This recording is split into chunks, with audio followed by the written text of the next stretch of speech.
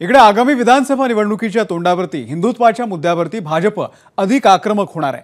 Love जिहाद, land जिहाद, vote जिहादच्या मुद्द्यावरती Bhajap अधिक आक्रमक होणार असून येत्या काळात या विरोधात तीव्र आंदोलन देखील केली जाणार आहे। संघ, भाजप आणि काही हिंदुत्ववादी संघटनांच्या माध्यमातून या विरोधामध्ये राज्यभर आता मोहीम राबवली जाणार आहे। यासोबतच धारावीमधल्या अरविंद वैश्य यांची हत्या आणि उरणमधल्या यशश्री शिंदे या तरुणीची हत्या या दोन्ही मुद्द्यांवरती भाजप अधिक आक्रमक होणार आहे।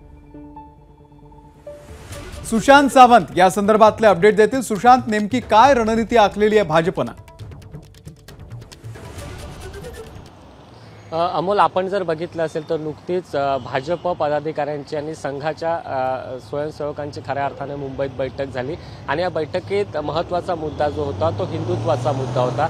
भाजपचं सरकार आहे, मात्र हिंदुत्वाच्या मुद्द्यावर भाजप फारसा आक्रमक दिसत नाही असं संघाकडून सांगण्यात आलं होतं आणि त्यानंतर आता भाजपनं देखील आक्रमक भूमिका घेण्याचं ठरवलेलं आहे। आपण जर पाहिलं असेल तर राज्यात लव्ह जिहादचे मुद्दे असतील, लँड जिहाद आणि वोट जिहादचा मुद्दा जो आहे तो पेटलेला आहे।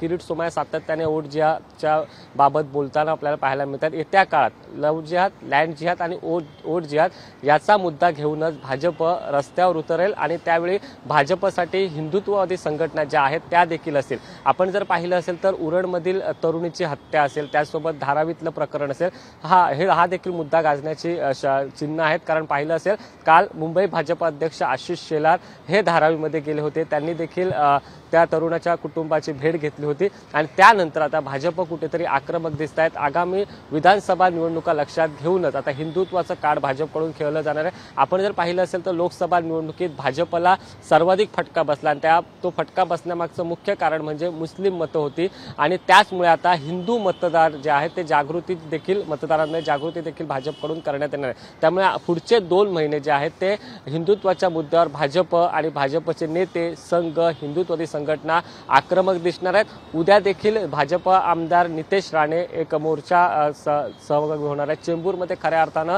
धारावीची घटना असेल आणि उरणमधील घटना असेल त्या विरोधात निषेधार्थ मोर्चा काढण्यात येणार आहे। अमोल, निश्चित अपडेट तुमच्याकडून घेत राहू। सुशांत, धन्यवाद या माहितीबद्दल।